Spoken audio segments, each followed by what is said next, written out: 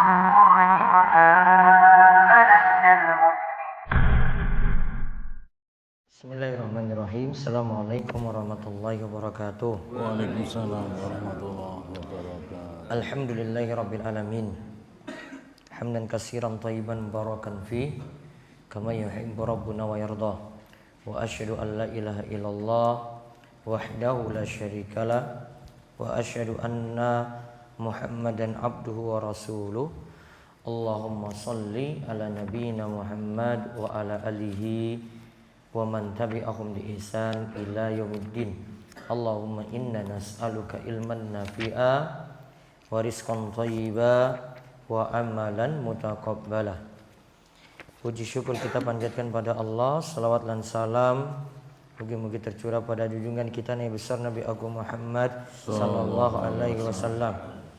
Baik, pada kesempatan pagi hari ini ba'da subuh di majelis yang mudah-mudahan penuh berkah ini, kita kembali melanjutkan pembahasan fikih dari kitab Bulughul Maram karya Imam Ibnu Hajar Al-Asqalani. Sekarang kita masuk, kalau di penomoran di buku terjemah hadis 263, masuk bab baru tentang masjid-masjid. Babul masajid. Bab tentang masjid. Kita baca dulu hadisnya, monggo. 263. An Aisyah radhiyallahu anha qala amara Rasulullah sallallahu alaihi wasallam bi bina'il masajidi fid dururi wa an tunazzafa wa tutayyaba. Rawahul Ahmadu wa Abu Dawud wa Tirmidzi wa sahahu irsalahu. Dari Aisyah radhiyallahu anha berkata, Rasulullah sallallahu alaihi wasallam memerintahkan untuk membangun masjid-masjid di kampung-kampung dan hendaknya dibersihkan dan diberi wewangian. Diriwayatkan oleh Abu Dawud dan Tirmidzi, dan At-Tirmidzi menilai hadis ini mursal. Baik, sekarang kita lihat pengertian masjid.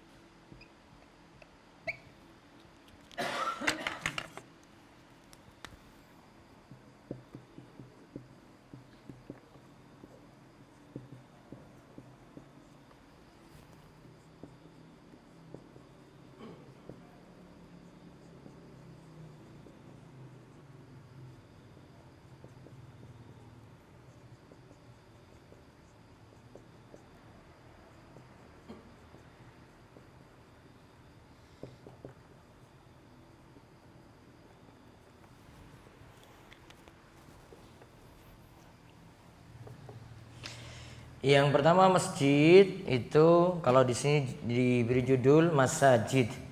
Masajid itu artinya masjid-masjid, banyak masjid. Asal katanya dari al-masjidu. Apa arti masjidu? Tadi ada dua pengertian. Ada makanun lis-sujud, ada makanun khosun lis-sholah. Yang pertama itu tempat untuk sujud, berarti dimanapun. Mau di rumah itu disebut masjid. Mau di jalan tempat orang bisa sholat id misalnya, itu masjid.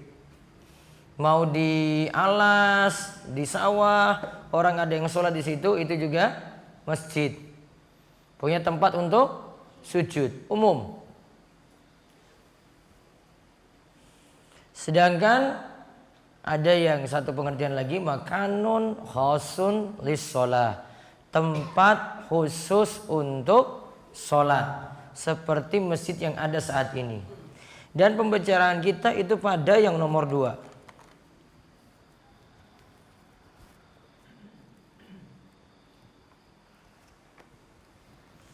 Kita lagi bahas masjid, yaitu tempat yang digunakan khusus untuk sholat, seperti masjid yang ada di tengah-tengah kita saat ini. Namun kalau dari yang pertama tadi, semua tempat waju'ilat lil ardu masjidaw wa tahura. Kata Nabi SAW, dijadikan bagiku seluruh permukaan bumi ini boleh digunakan sebagai tempat sholat dan boleh digunakan untuk alat bersuci tayammum. Berarti seluruh tempat di muka bumi ini.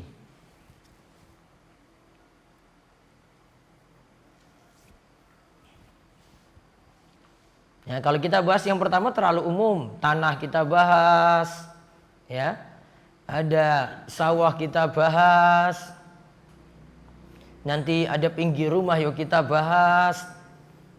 Terlalu umum. Yang kita maksud sini adalah cuma tempat yang khusus yang digunakan untuk sholat. Nah, yang nanti kita bahas ada di situ kebersihan masjid bagaimana, aturan di dalam masjid itu seperti apa. Nah, nanti akan disebutkan hadis-hadisnya oleh Imam Ibnu Hajar Al-Asqalani. Dan ingat, masjid itu sebaik-baik tempat di muka bumi. Ahabbul bilad ilallahi masajiduha wa abghadul bilad ilallahi aswaquha. Sebaik-baik tempat di muka bumi itu adalah masjid, dicintai oleh Allah. Sebaik-baik tempat yang dicintai oleh Allah adalah masjid. Dan tempat yang paling dibenci oleh Allah adalah pasar.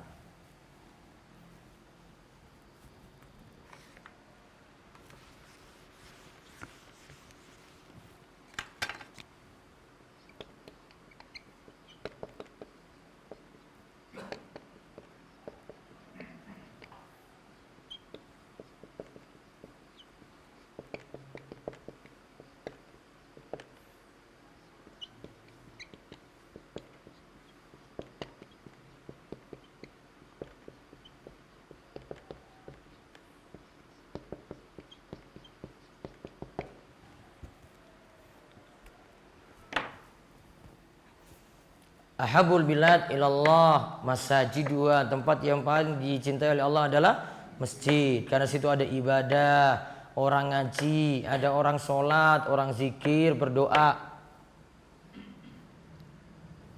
Sedangkan kalau pasar apa? Hah? Orang itu sibuk dengan dunia, tempatnya kotor, sering nipu, sering ngapusi, sering melariskan dagangan ngangge sumpah. Iki tenan lho Pak, demi Allah aku ora goro lho, iki paling murah di pasar ini, tempat lain gak ada. Ngangge sumpah, demi Allah 7 turunan saya Pak, saya berani sumpah Pak, ini paling murah. Kambing ini gak ada semurah ini di tempat lain, tanya aja ke tempat lain. Padahal ada juga yang murah, namun dia pakai demi Allah. Coba jenengan kalau ada yang pakai sumpah demi Allah gitu, wis jenggotan, ubanan, terus demi Allah. Dengan ada yang bilang ini paling murah Pak, mana yang lebih dipercaya coba? Enggak percaya. Oh, enggak percaya. Kalau jenggot itu enggak percaya. Oh nggak percaya, emang kowe orangnya ora percaya kabeh.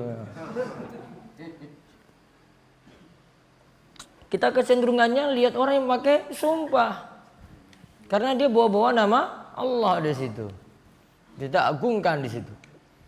Nah, dia ngelariskan dagangan pakai sumpah. Maka Nabi SAW itu katakan, yang namanya sumpah itu memang bisa melariskan dagangan, namun menghilangkan berkah. Sumpah itu bisa melariskan dagangan. Orang dengar ini mau beli nggak? Iya. Namun nanti kurang berkah. Maka kalau dagang jangan cuma tujuannya itu dunia terus, duit terus. Akhirnya nggak ngerti mana yang berkah, mana yang tidak, mana yang halal, mana yang haram. Itu. Nah sekarang kita lihat saking hadis Aisyah radhiyallahu anha. Aisyah katakan, amara Rasulullah SAW bibina'il masajid fid dur. Rasulullah SAW memerintahkan membangun masjid itu di kampung-kampung. Dur, kalau menurut pengertian di sini, kampung tempat orang-orang tinggal. Kalau kita apa? Mau dusun, desa gitu, ya. Bangunlah masjid di dusun-dusun, apa di desa-desa, apa di perkampungan. Wa antun nazzafa wa tutayyaba. Lantas masjid itu hendaklah dibersihkan, masjid itu hendaklah diberi wewangian. Jangan sampai ada bau-bau yang tidak enak. Sekarang faedah yang bisa kita ambil. 1.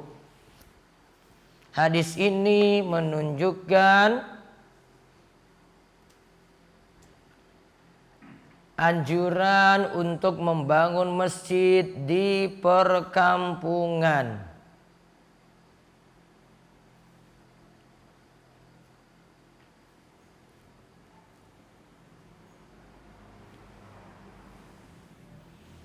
Ada beberapa tujuannya untuk bangun masjid.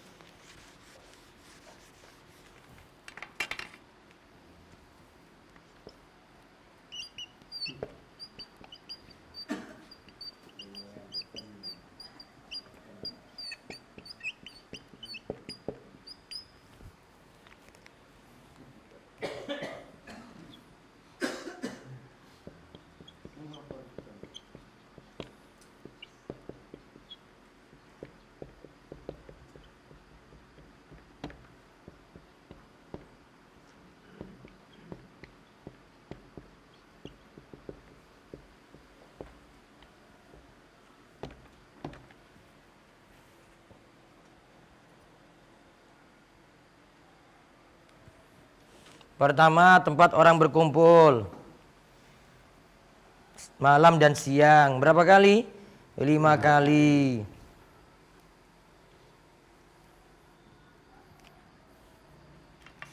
Yang kedua,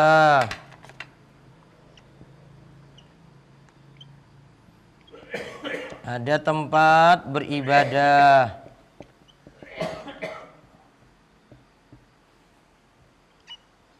Yang ketiga, ada tempat untuk taklim.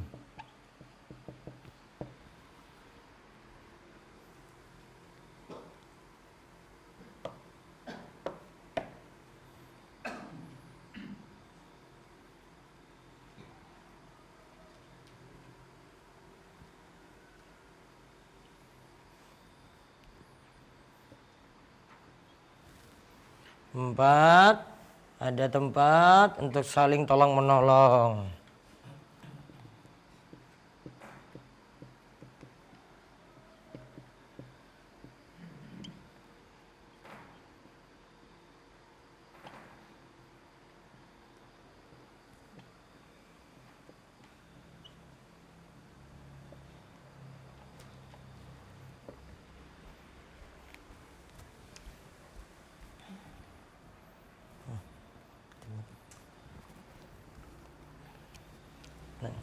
Ya. Yang pertama apa? Tempat orang berkumpul malam dan siang, bisa 5 kali. Nggak ada pos kamling nggak apa-apa. Sudah ada masjid. Kalau pos kamling cuma ngumpul, main kartu, ngerumpi, ngerokok, ngopi. Waktu habis sia-sia. Kalau ke masjid dapat pahala. Kumpul nanti ada yang tahu, oh ini nggak masuk, oh ini lagi sakit, oh ini lagi berduka, oh ini lagi berbahagia. Tahu. Tanpa mesti pakai pos kamling. Iya toh? Iya. Terus yang kedua, ada tempat beribadah. Beribadah berjamaah di situ. Terus ada tempat untuk taklim. Belajar agama, TPA, belajar Quran, majelis pengajian. Ada di situ.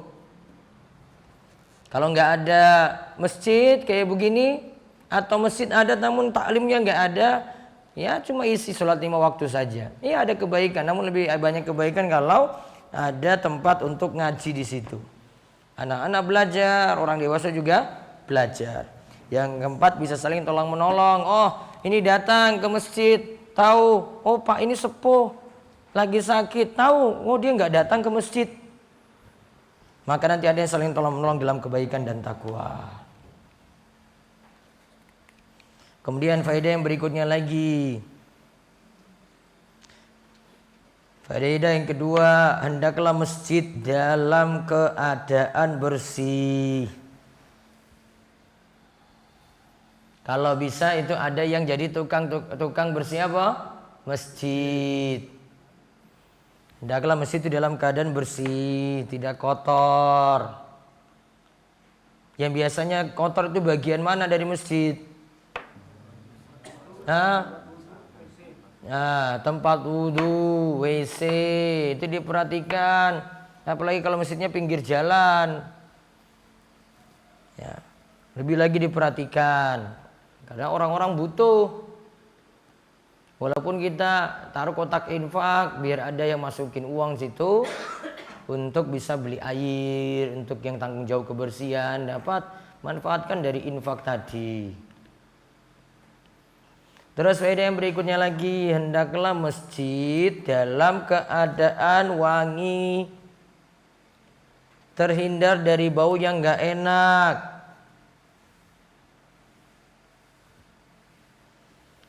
Kalau masjidnya wangi, nantinya kan baca Quran enak, sholat jadi khusyuk. Coba kalau masjidnya itu dekat kandang apa begitu, gak enak orang sholat di situ. Jadi bersih dari bau-bau yang nggak enak. Karpet misalnya, ada suatu waktu itu ya dicuci, bawa ke apa itu? Kalau karpet dicuci di mana?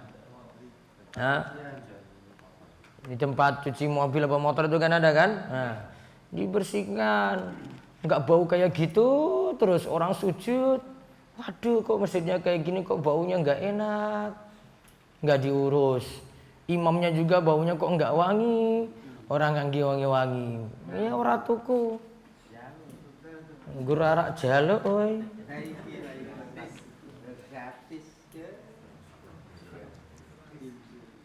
Nah, terus kita lihat lagi berikutnya, nomor 2 dan 3 hadisnya. Nomor 264, 265. Wa an Abi Hurairah radhiyallahu anhu qala Rasulullah sallallahu alaihi wasallam qatalallahu al-yahuda attakhadhu fabura anbiya'ihim masajida muttafaqun alaihi wa zada Muslimu wa Nassara. Dari Abu Hurairah radhiyallahu anhu, Rasulullah sallallahu alaihi wasallam bersabda, Allah binasakan orang-orang Yahudi yang telah menjadikan kuburan-kuburan Nabi mereka sebagai masjid-masjid. Muttafaqun alaihi, Imam Muslim menambahkan begitu juga dengan kaum Nasrani. Baik, kita lihat. Hadis 265 lagi di bawahnya. Walahuma min hadithi Aisyah radhiyallahu anha kanu idza mata fihimur rajulu salihu banau ala qabrihi masjidan wa fihi ulaika syirarul khalq. Menurut riwayat Al-Bukhari dan Muslim dari hadis Aisyah radhiyallahu anha bahwa apabila ada seorang lelaki soleh di antara mereka yang meninggal dunia, mereka membangun masjid di atas kuburannya. Dalam hadis itu disebutkan mereka itu berakhlak buruk. Baik, kita lihat. Qatalallahu al-yahuda ittakhadhu qubur anbiya'ihim masajid. Allah sungguh akan membinasakan atau melaknat, mengutuk orang-orang Yahudi yang telah menjadikan kuburan-kuburan nabi mereka sebagai masjid. Di sini ada tambahan riwayat juga Nasrani. Berarti orang-orang Yahudi dan Nasrani yang menjadikan kubur-kubur nabi mereka itu sebagai masjid. Namun kita lihat dulu di sini ada Yahudi, ada Nasrani. Yahudi itu apa artinya? Nasrani itu apa?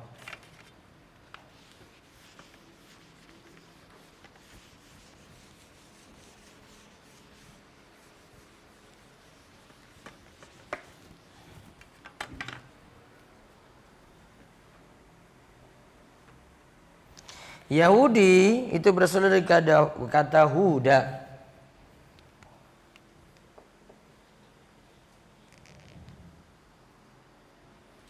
Yahudi itu nisbah pada Yahud dan Akbar, auladi Yakub.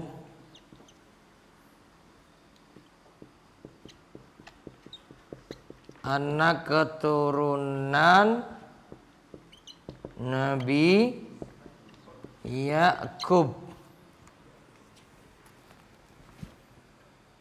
Mereka katakan Yahudi karena asal katanya dari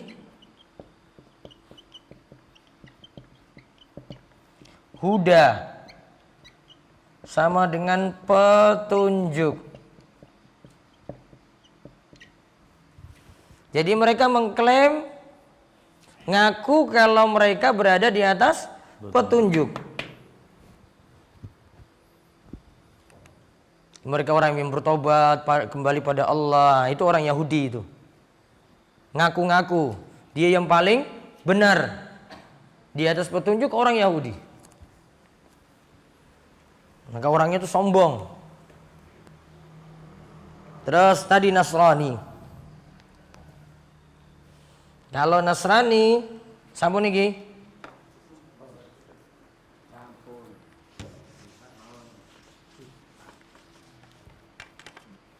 Nasrani. Kalau tadi pengikutnya siapa tadi? Dari apa? Keturunan apa tadi? Yakub. Kalau ini dari pengikutnya Nabi sinten? Pengikut Isa alaihissalam. Dinamakan Nasrani karena disandarkan pada tempat yang namanya Nasirah. Namanya ya, Nasirah.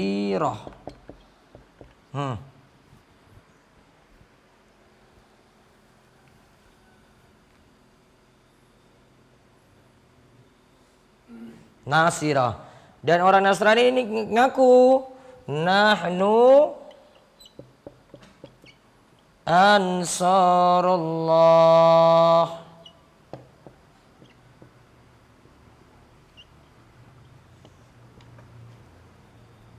Kami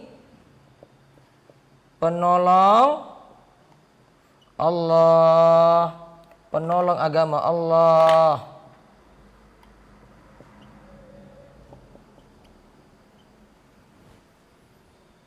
Pengikutnya itu Hawariyun, pengikutnya itu namanya Hawariyun.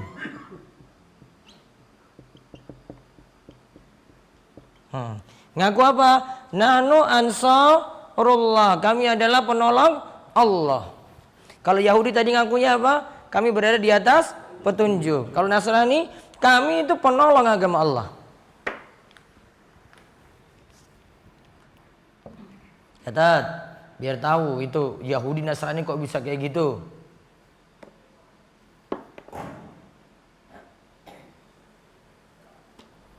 Tahu ya? Yahudi tadi dari keturunan Nabi siapa? Anak-anaknya siapa? Yakub. Di atas Yakub sinten? Yusuf. Anaknya Yakub sinten? Yusuf. Yakub. Yusuf. Pak Warjo. Anaknya Yakub sinten? Nabi Yusuf. Mungkin ngerti ngaji berarti. Di atas Nabi Yakub siapa? Bapaknya sinten? Bapaknya Yakub sinten, Pak? Siapa? Ismail apa Ishak? Ishak. Ishak. Di atasnya Ishak. Ibrahim. Ibrahim. Berarti cucunya Nabi Ibrahim. Keturunan dari atas itu. Makanya Nabi Ibrahim kan disebut bapak para nabi karena nabi-nabi banyak di bawahnya. Kalau saking Nabi Ismail ya, dari Nabi Ibrahim, Nabi Ismail, nanti garis keturunannya sampai Nabi kita Muhammad SAW. Nah tadi Nasrani ngakunya nahnu ansarullah, kami penolong Allah. Kalau orang Yahudi ngaku tadi apa? Kami ini orang yang berada di atas huda, di atas petunjuk. Namun pengakuannya benar enggak? Enggak. Jauh dari petunjuk. Ini juga enggak jadi penolong agama Allah, malah merusak agama Allah karena ngangkat nabinya sebagai Tuhan.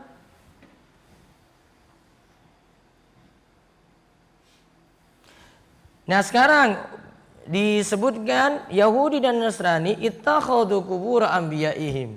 Mereka ngambil atau jadikan kuburan nabi-nabi mereka, kuburan nabi-nabi mereka. Namun di sini katakan kalau Nasrani untuk Nabi Isa alaihissalam tidak dijadikan kuburannya sebagai masjid. Karena Nabi Isa dikubur di mana coba? Hah? Nabi Isa dikubur di mana? Hah? Di mana kubur Nabi Isa? Coba ada yang bisa jawab. Kenapa? Nabi Isa diangkat ke atas. Enggak, kalau ada yang bilang kubur Nabi Isa di sini, wah ngeyel tenan itu. Itu diapain itu orang itu, dijewer bukan jewer lagi tak. Kamu ini masa nggak paham Nabi Isa kon duwe kubur ki kepiye? Nabi Isa lagi diangkat ke atas. Iya kan? Nah, berarti yang dimaksudkan sini adalah para nabi-nabi sebelumnya dan orang-orang soleh mereka. Ittakhadhu qubur anbiya'ihim masajid, menjadikan kubur nabi-nabi mereka atau orang-orang soleh mereka sebagai masjid. Sekarang bentuk menjadikan kubur sebagai masjid.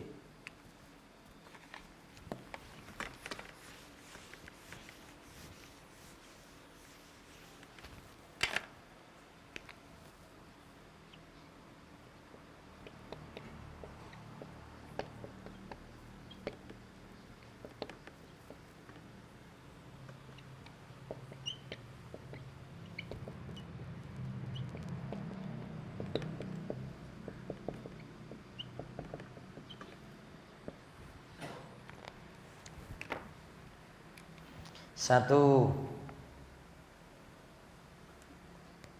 membangun masjid di atas kubur.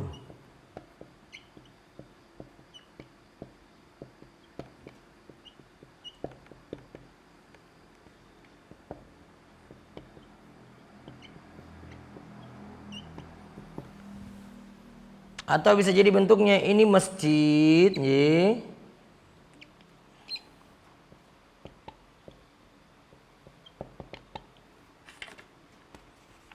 Ini masjid.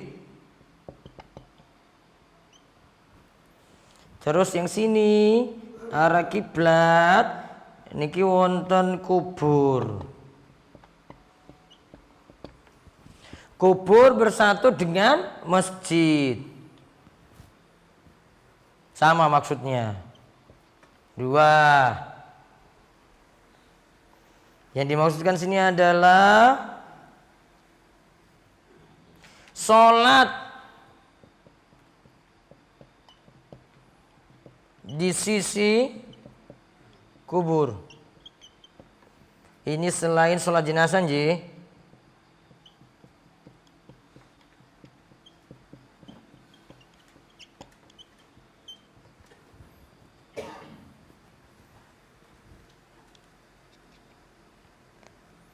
Tiga,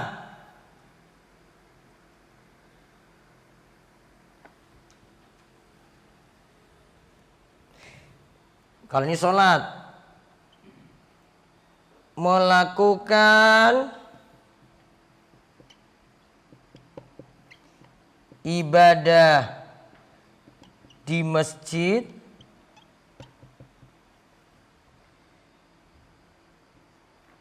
menjadi di kuburan.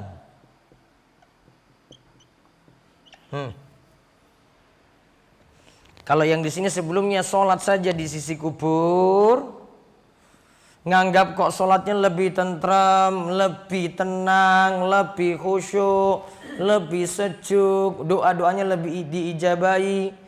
Kalau ini umum, ibadah di masjid dia jadikan di mana? Di kuburan.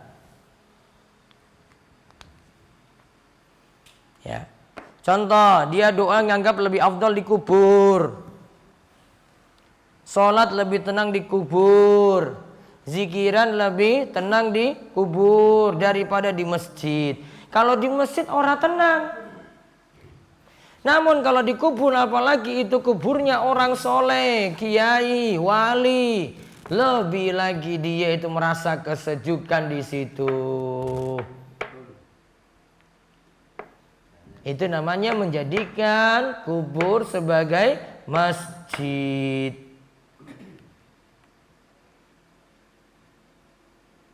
Lalu di sini dikatakan ulaika syirarul khalqi. Mereka itu adalah sejelek-jeleknya makhluk. Mereka itu adalah sejelek-jeleknya makhluk.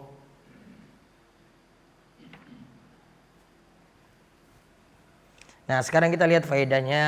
Faedah yang bisa kita ambil.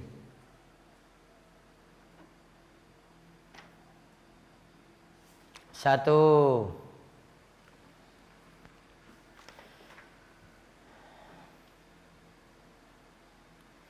syirik itu sangat berbahaya sekali.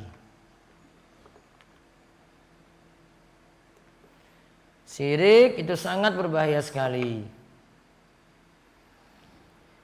Karena kita diingatkan perantara menuju syirik. Apa perantara menuju syirik tadi? Nah, lihat ya. Nih. Kenapa sampai ini dilarang nih? Masjid ya, sini arah kiblat, sini kubur. Kok dilarang sholat di sini? Karena kalau orang sholat di sini, dia tahu ini ada kubur, dia nganggap nanti lama-kelamaan, saya lebih tenang sholat di masjid ini. Terus dia berdoa, lebih tenang lagi, berdoa lagi, diijabahi, berdoa lagi, dikabulkan terus. Akhirnya lama-kelamaan kalau ini dia tahu ini orang soleh nih, dia nanti berdoa kepada ini langsung. Makanya dilarang sholat di masjid seperti ini agar mencegah kita dari kesyirikan. Biar nggak jadi buat syirik. Berarti syirik itu sangat berbahaya sekali. Sampai perantaranya pun dilarang. Dicegah biar tidak dilakukan sampai situ. Syiriknya akhirnya tidak dilakukan. Terus faedah yang berikutnya lagi. Diharamkan masjid dibangun di atas kubur. Diharamkan masjid dibangun di atas kubur.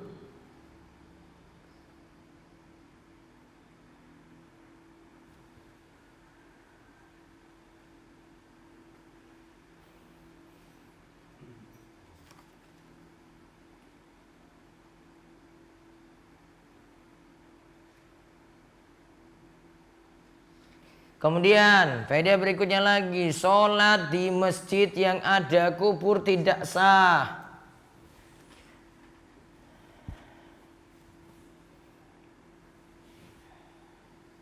Sholat di masjid yang ada kubur tidak sah. Solusinya apa? Pindah masjid. Karena untuk masjidnya saja, dengan kubur saya nggak boleh satu. Kok sholat di situ? Terus faedah berikutnya lagi, menjadikan kubur sebagai masjid berarti meniru Yahudi dan Nasrani. Berarti meniru Yahudi dan Nasrani.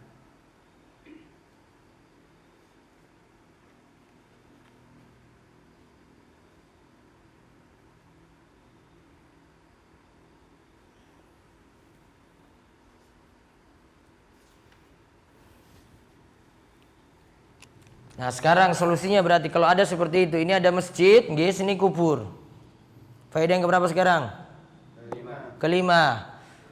Kalau masjid bersatu dengan kubur, salah satunya harus dihilangkan. Kalau masjid bersatu dengan kubur, salah satunya harus dihilangkan. Entah kuburnya dipindah atau apa? Masjidnya yang dipindah. Nggak boleh jadi satu. Masjid kampus UGM itu dulu kuburan Cina. Ya toh? Mau dibangun masjid, kubur dipindah dulu semuanya. Baru kemudian didirikan masjid di situ. Itu baru boleh. Akhirnya boleh sholat di situ. Ya, salah satu harus dipindahin. Entah kuburnya apa entah masjidnya. Nggak boleh dua-duanya di situ ada. Gabung jadi satu nggak boleh. Karena tadi ini perantara kesyirikan, ini niru-niru Yahudi dan Nasrani, mudaratnya banyak.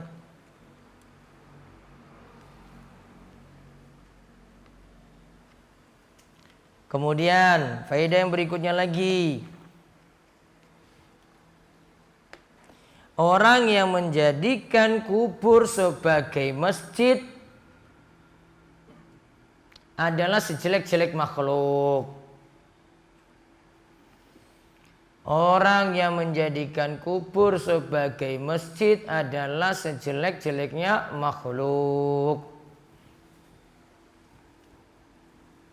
Syirarul khalqi, berarti kejelekan itu bertingkat-tingkat. Tidak pada satu derajat saja.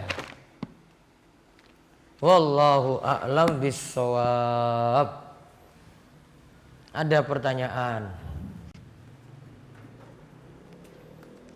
Tanya.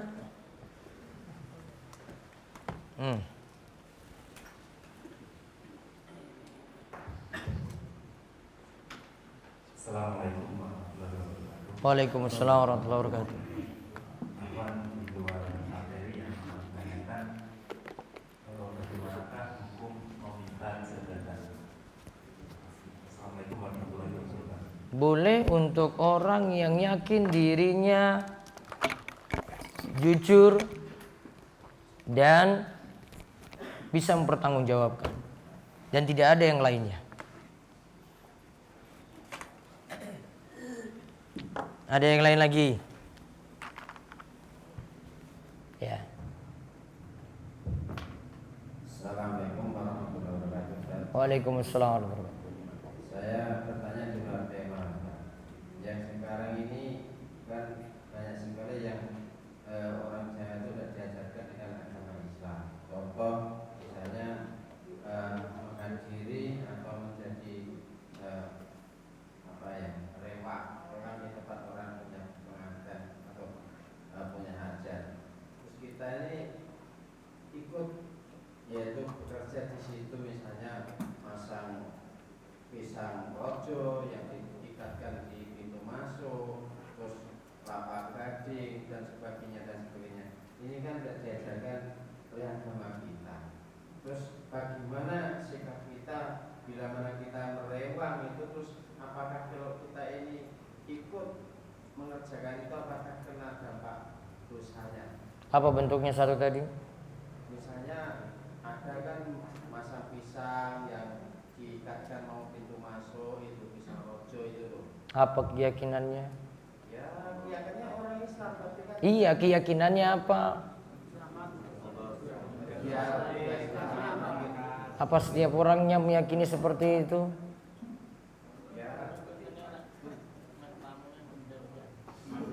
ya kebanyakan kan begitu kita ini misalnya Kalau ada keyakinan seperti itu tidak boleh. terus pasang janur itu kan daun kelapa muda yang masih turun itu kan dipasang. Iya, sekedar pasang saja boleh. Namun kalau ada keyakinan baru tidak boleh. Dirinci. Kalau tidak ada keyakinan apa-apa boleh. Cuma jadi hiasan gitu. Sama seperti orang, dia ada keris nggak punya keyakinan apa-apa nggak masalah. Nah, tapi dalam orang yang punya hajat itu biasanya Nah berarti syirik nanti. bikin aca itu loh pakai buani yang Nah. jadi ada sesajen itu di atas atap atau ditaruh begitu loh atau di atas orang yang masak nasi itu kan ada ritual yang lain gitu. Nah, syirik di situ tidak boleh. Kalau disuruh bantu untuk hal itu dosa. Makanya didakwahi. Main orang dua keyakinan kayak gitu lagi. Terus sudah, Pak Marjo. Assalamualaikum warahmatullahi wabarakatuh. Waalaikumsalam warahmatullahi wabarakatuh. Yang ingin saya tanyakan, masjid tapi disekat oleh tembok di atas kiblat itu kuburan. Contoh kuburan Pak Kucing, kemudian masih ada di kampung itu juga di situ. Di masjid itu terus dikasih tembok. Ya, itu boleh atau tidak? Masih satu halaman enggak? Saya kira itu masih dalam halaman pagar makam, contoh di Pak Kucing itu. Enggak, masih dalam satu pagar masjid enggak dengan masjid. Nah, berarti masih satu dengan masjid, enggak boleh. Walaupun itu disekat tembok. Ini biarin. Karena jalannya cuma itu. Kalau sudah beda pagar baru berarti beda jalan. Terus ada lagi. Ya. Waalaikumsalam warahmatullahi wabarakatuh. Kalau sholat di masjid di atas kuburan tidak sah. Terus bagaimana dengan saudara-saudara kita yang masih melaksanakan sholat yang di masjid itu masih ada hukumnya? Wallahu a'lam. Pokoknya seperti itu. Tinggal didakwahi baik-baik. Baik, ada lagi. Ada lagi. Kok pertanyaannya Gursici, ngomongnya banyak nih pertanyaan Gursici. Kalau ngomong dua bahan. Nah, kayak suara radio ya. Mohon maaf Ustaz, ini yang mau bertanya sesuai dengan yang pada saat ini. Yang pertama adalah seorang pendakwah bercampur dengan politik. Ini bagaimana untuk untuk menyikapinya? Pertanyaan kami. Terima kasih. Assalamualaikum warahmatullahi wabarakatuh. Dakwah saja. Seperti itu, simple. Gak usah digabung-gabungkan. Nanti punya kepentingan-kepentingan. Nanti mau bilang masjid dibangun di atas kubur nggak boleh. Waduh, nanti jamaah saya lari. Nah, itu karena campur dakwah dengan politik. Dakwah saja. Maka murni nanti dia sampaikan apa adanya. Wong ini nggak ikut ngaji ya ora popo, yang ngisi nggak diundang lagi ya nggak masalah gitu. Karena nggak campur-campur. Namun kalau campur semua punya kepentingan di situ. Beda kalau dia ngatur strategi. Namun kalau dia nggak campur apa adanya saja dia sampaikan. Mau terima ya monggo, nggak terima ya wes, sudah selesai. Iya kan? Gampang sekali. Akhirnya gampang. Ya, Nabi SAW nggak pakai kepentingan-kepentingan lain, sudah dakwah saja. Nggak ada kepentingan A, kepentingan B, cuma strategi saja kadang. Beliau nunda materi ini, materi itu, ya tepatnya kapan, gitu aja. Hikmah namanya. Ada lagi? Saya ingin tanya lagi, Ustaz. Yang pertama, misalkan ada seorang membantu masjid namun meminta suara, itu boleh tidak ataupun tidak terima nggak? Itu yang pertama. Ya, itu saja sama itu tadi.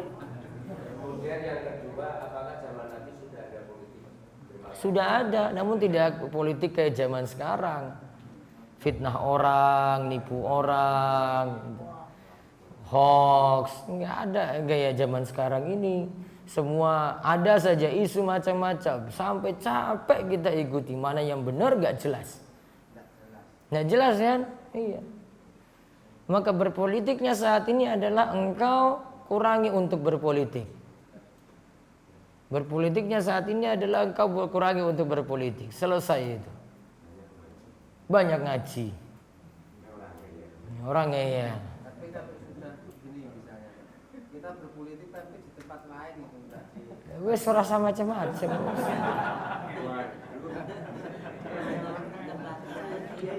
Gak usah muter-muter. Nanti masalahmu mau milih siapa urusanmu. Itu. Masalahnya urusan perut itu loh, Intan. Apa nih urusan perut? Nah, mungkin itu kan orang-orang yang itu kan urusan perut. Orang yang politik. Kayaknya seperti itu. Arti daurah bagaimana Pak Ustaz? Saya belum paham arti daurah. Oh, daurah itu biasa pengajian yang rutin berulang gitu. Satu momen lagi ada. Daurah itu daur, suatu yang berputar, berulang-ulang. Itu daurah. Besok ada lagi nanti tanggal 6 dan 7 Maret. Tanggal 6 dan 7. Katanya habis pemilu. Habis pemilu itu yang besarnya. Besok ada yang ringannya. Bahas kitab Al-Kabair untuk warga Gunung Kidul saja. Biar makanannya nggak terlalu banyak habis. Malam aja tak? Orang rasa ngatur-ngatur. Saya malam kan bebas itu tak? Ya orang sak turu karo bojone lho nek malam iki. Bisa murah bae ngono lho. Kowe ngatur ini anak ngaji apa enggak ini? Ini jamaahnya siapa tuh ini? Enak itu lho. Tanggal 7 itu, 6 itu Rebu, 7 itu Kemis pas tanggal merah. Tuh. Tapi saya nggak mau buka untuk keluar. Ini untuk tertentu saja. 1 malam, 2 hari. Daftar toh? Daftar. Kalau enggak daftar enggak dikasih makan. Ya, nggak dikasih makan. Cukup ya? Ya, itu saja. Kita cukupkan. Insyaallah pekan depan ada seperti biasa. Siapkan diri dan nanti ada daurah, pengumumannya akan disusulkan untuk pendaftaran. Baik, itu saja. Setelah ini jangan lupa sholat isyraq. Yang batal wudu bisa wudu dulu untuk melaksanakan sholat isyraq. Kita tutup kalian doa kafaratul majelis. Subhanakallahumma bihamdika asyhadu an la ilaha illa anta astaghfiruka wa atubu ilaik. Assalamualaikum warahmatullahi wabarakatuh.